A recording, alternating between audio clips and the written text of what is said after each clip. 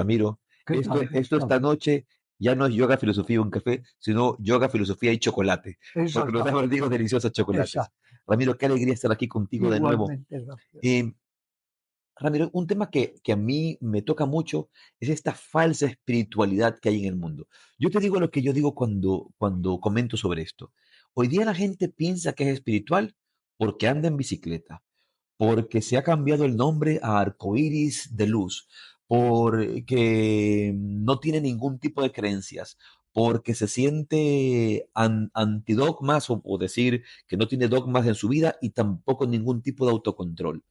Y eso podrá ser un poco tu estilo de vida, pero para que haya auténtica espiritualidad, esa es mi visión, Ramiro, debe haber una práctica espiritual, una Totalmente, praxis. total. ¿Cómo definirías tú esta auténtica espiritualidad frente a esta falsa espiritualidad que hay en el Yo mundo? entiendo la espiritualidad como adogmática, libre de cualquier credo, en concreto de cualquier culto o creencia, y como una especie de impulso de motivación hacia el mejoramiento, hacia evolucionar, hacia humanizarnos y a conseguir al final una mente clara y un corazón compasivo o tierno.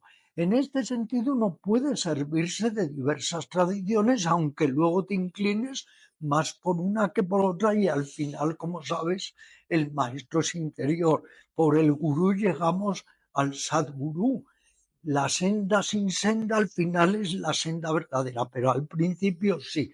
Disciplina, práctica, esfuerzo personal y algo esencial, recta motivación y pura intención. Y sin todo eso, uno puede decir que es muy espiritual, que forma mucho parte de la contracultura, del antisistema, pero no avanzar absolutamente nada. Yo siento que hoy día esta falsa espiritualidad o esta pseudo espiritualidad que vivimos se está juntando mucho con tendencias incluso políticas, Eso es lo con peor que tendencias puede pasar. ideológicas, Sí, donde si no estás de acuerdo con los planteamientos de tal o cual colectivo, entonces no eres espiritual, volviéndose en este caso estas espiritualidades una vez más en dogmas. claro, es que al final de lo que decimos que no es dogma lo convertimos en dogma.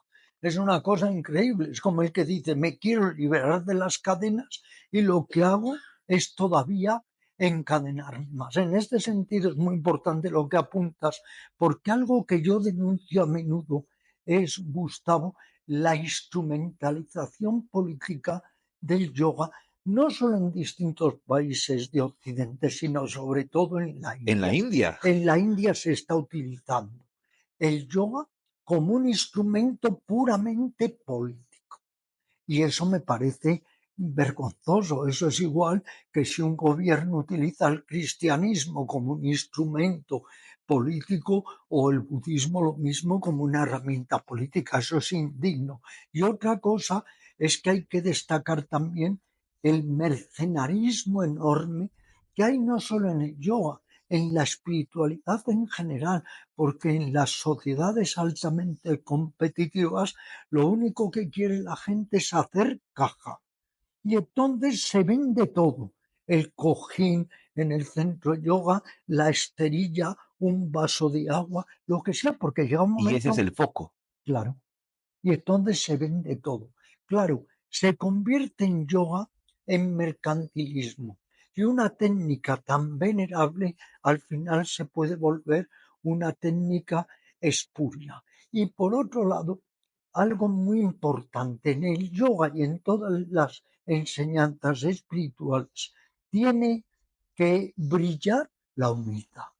Estamos ahí no para engrandecernos narcisistamente, ni para darnos pisto, ni para pensar que somos iluminados, sino para cooperar con los demás. Y solo se puede hacer humildemente, como cuando le preguntaron a ese maestro, un maestro que se estaba muriendo, resúmenos tu vida.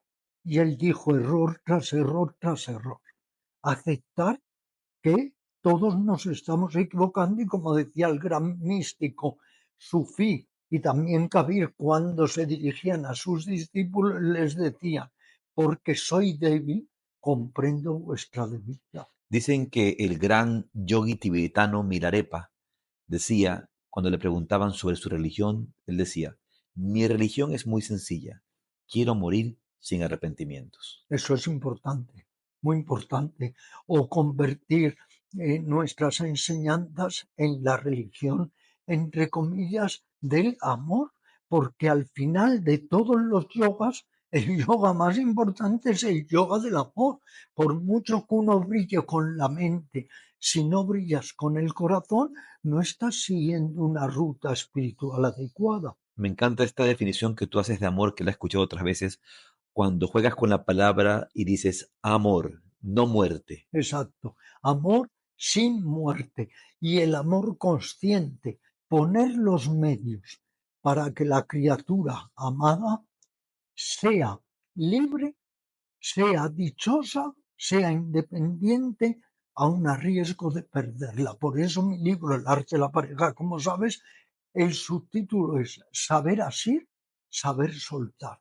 Pero no sabemos soltar porque nos apegamos absolutamente a todo. Dicen que un día caminaba Buda con un discípulo y éste le preguntó, Maestro, ¿cuál es la diferencia entre querer y amar?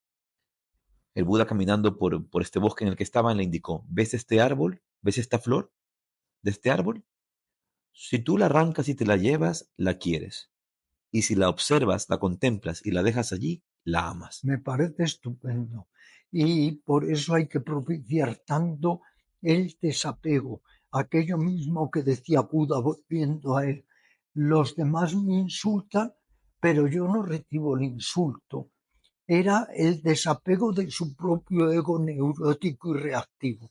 Todos nosotros estamos metidos en esa cápsula, en ese campo de concentración que es el ego, y lo que me parece más vergonzoso, por decirlo así, es que la gente en la esfera espiritual es donde más ego tenga, por favor. O sea, que en el lamaísmo, en el budismo, en el yoga, en el sufismo, en el zen, es donde te encuentras con más ego. No somos políticos.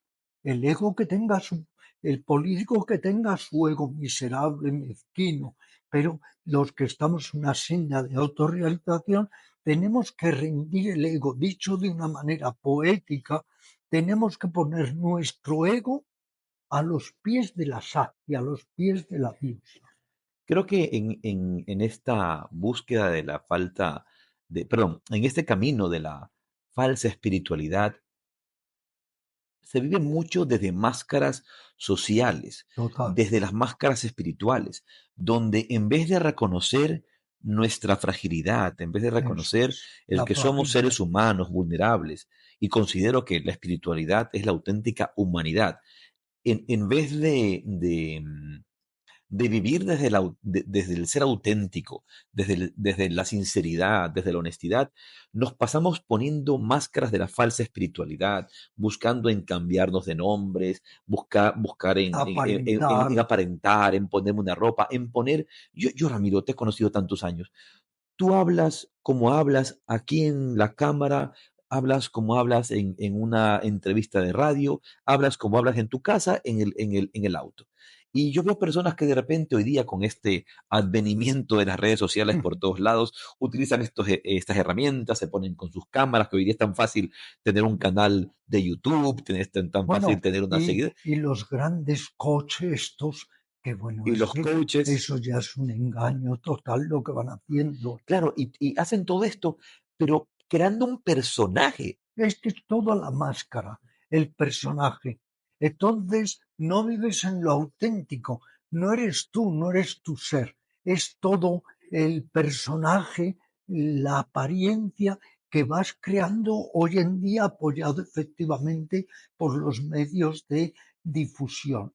Y algo que conversábamos hace un momento sobre un amigo, que no quiero mencionar su nombre, pero de que me decías que había gente que había conocido a este maestro 10 años atrás, 15 años atrás, y que hoy conocen a esta persona y la ven como una persona que ha crecido espiritualmente. Yo creería, todos somos seres humanos, tenemos virtudes y defectos, Todos. pero yo siempre digo esto en mis clases y me vas a perdonar el francés, pero yo no quiero estar meditando 20 años y ser el mismo idiota de siempre. No, claro, estoy de acuerdo. Es que si no hay transformación, ¿de qué sirve la meditación? Ya sabes aquello que decía un maestro con tono jocoso, que si solo se tratara de sentarse y estar ahí, las gallinas estarían iluminadas, porque claro, efectivamente no es eso. Pero por eso la meditación no hay que convertirla en un mito.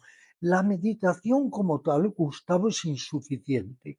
Es insuficiente salvo que tú me digas, Ramiro, me voy a una jungla de Tailandia y voy a meditar 4 horas diarias. Entonces te digo, la propia meditación te transforma.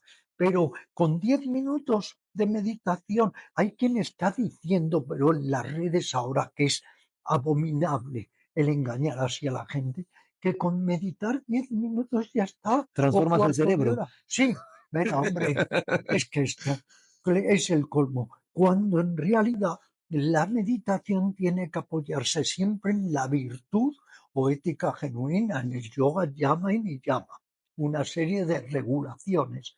Tiene que fundamentarse en el desarrollo de la sabiduría, del entendimiento. A mí me gusta decir que sin insight, entendimiento Mm. correcto, el mindfulness no sirve para nada. Tú haces atención para que surja otro estado de conciencia. Tiene que basarse en la triple autovigilancia, la de la mente, la palabra y los actos. Hay que utilizar mucho la observación de nuestras reacciones egocéntricas y ver que detrás del ego están los celos, la envidia, la rabia, la susceptibilidad, la suspicacia, la irritabilidad, etcétera. O sea, hay que complementar la meditación con otras técnicas y añadiría, por supuesto, el trabajo consciente sobre el cuerpo. Yo he dado 58 años Hatha Yoga, el trabajo consciente sobre el cuerpo, el pranayama, el mejorar la relación con las otras criaturas, tantas cosas. Luego, no me venga usted con cuentos, por favor, de que usted medita 10 minutos, cuarto de hora, incluso oyendo una campanita y que eso le transforma. Está usted mintiendo e insultando además la inteligencia de las demás E personas. insultando la tradición. Exacto, insultando la tradición. Ramiro, y para terminar, pensando un poco que somos personas con carencias, con latencias,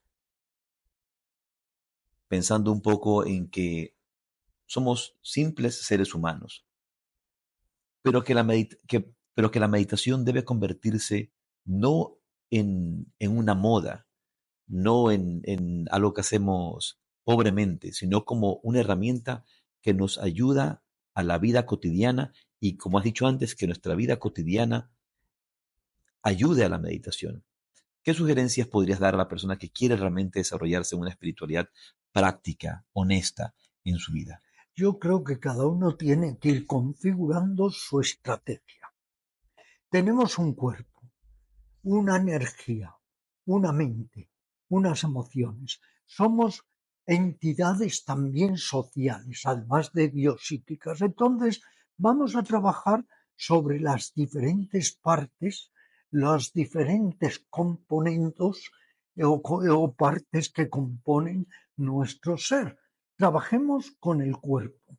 Hatha Yoga, Pranayama, ejercicio consciente, contacto con la naturaleza, respiración adecuada, alimentación sana. Trabajemos con las emociones, descubramos nuestros agujeros emocionales, nuestras carencias, nuestras deformaciones psíquicas para ir poco a poco también cambiándolas, transformándolas. Trabajemos con lo que llamaríamos higiene mental. El yoga nos lleva al inconsciente, a drenar, limpiar todo el fango del inconsciente. Démosle la bienvenida a todo lo que nos pueda ayudar en la evolución. Si tú te ayudan los mantras, haz mantras. Si te ayuda la concentración en yantras, lo que sea. Hay que cada uno configurar un poco su programa porque eso va a ser su disciplina y la disciplina es el verdadero tapas. Y luego aprovecharnos en la medida de lo posible de las enseñanzas sublimes de los grandes maestros, lo que llamaba Buda los 4 estados sublimes de la mente: amor, compasión, alegría compartida y ecuanimidad. Y convertirnos a la larga en los propios laboratorios vivientes de nosotros mismos, sabiendo, somos necios, somos torpes, estamos en un grado muy pobre de evolución. Vivimos en un entorno, en un contexto que peor no puede ser para el buscador espiritual, porque la sociedad es un gran prostíbulo. Entonces, al final, todos caemos en la prostitución de una otra manera. Hay prostitutas sanas o prostitutos sanos y buenas personas y otros que no lo son, pero el entorno no es No favorable. ayuda. Y tratar de recurrir a lecturas sabias que nos motiven, que nos inspiren, relacionarnos con personas nobles, como decía Buda.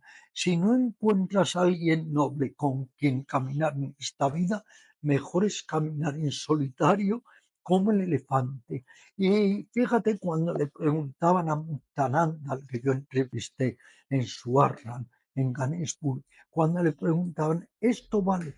Él decía, si te vale, vale. Todo lo que sea honesto y nos sirva para ser mejores, subrayo, ser mejores, tenemos que intentar darle la bienvenida porque la larga marcha de la autorrealización es muy difícil. Muchos se dicen despiertos, muchos se dicen iluminados, muchos se dicen jivamuktas, pero en realidad la mayoría de nosotros estamos hablando del caviar sin haber probado nunca el caviar. Fíjate qué paradoja. Así es, Ramiro. Muchísimas gracias. Gracias. Un abrazo. Gracias.